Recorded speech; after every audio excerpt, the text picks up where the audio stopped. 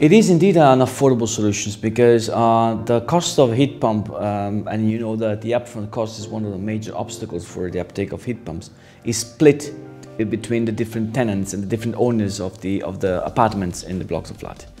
There are very interesting solutions that reach very high temperatures, like up to 80 degrees, working on natural refrigerants for heat pumps.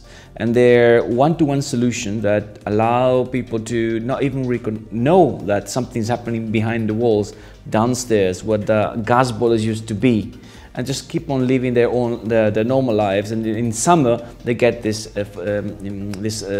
gas boilers changed for ground source or air-to-water heat pump working on natural refrigerants, and they don't even know that what's happening there. The result is that they decarbonize their heating and cooling without even knowing it, so to say. Of course, it's much better if we go through a full renovation of the buildings and save energy for energy efficiency. That's always recommended, but it's not always possible right from the start. So it can be a stage renovation that starts with the change of the heat pump and introduction of the heat pump, and then goes on with thermal renovation.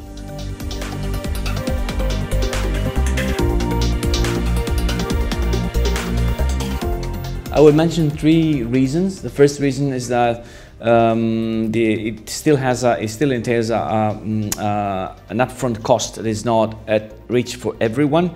It brings savings, but not everybody is able to bank on future savings. And even if you have a subsidy from the state that covers 50% or 60% of the cost, either you have the remaining part or you don't have the remaining part. So this is the first obstacle that has to be tackled in order that everyone in Europe, no matter where they live, no matter what the economical situation is entitled, is in the position to take the change.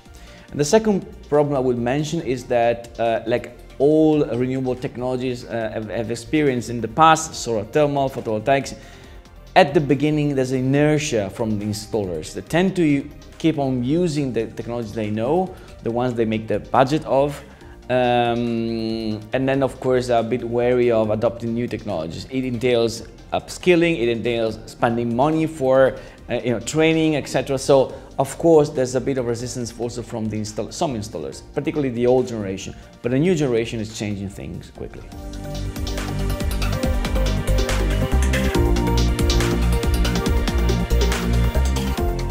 Well, first of all, heat pumps are a solution compared to burning gas or oil, which is intrinsically more efficient from a systemic point of view. If you look at direct heating, electric heating, of course, heat pump is using less energy to do the same job.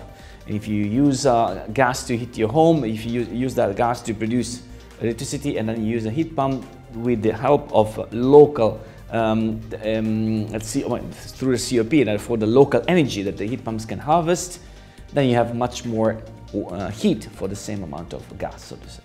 So it is systemically more efficient. On the other hand, we have to reckon that the Commission is going towards a new energy labeling for the heating technologies that is kind of putting all the technologies in the same ranking and same scale, and will have technology below 110% being labeled as in red, like the lowest categories, and those who are above 110% are going to be labeled as green or yellow, or, I mean, the good ones, so to say. No heat pump is below 110, no boiler is above 110.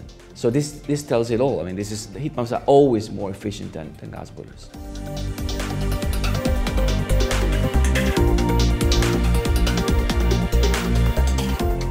No, there aren't, and it is a big issue to possibly the single most important obstacle to tackle in the European market for achieving the Repower EU.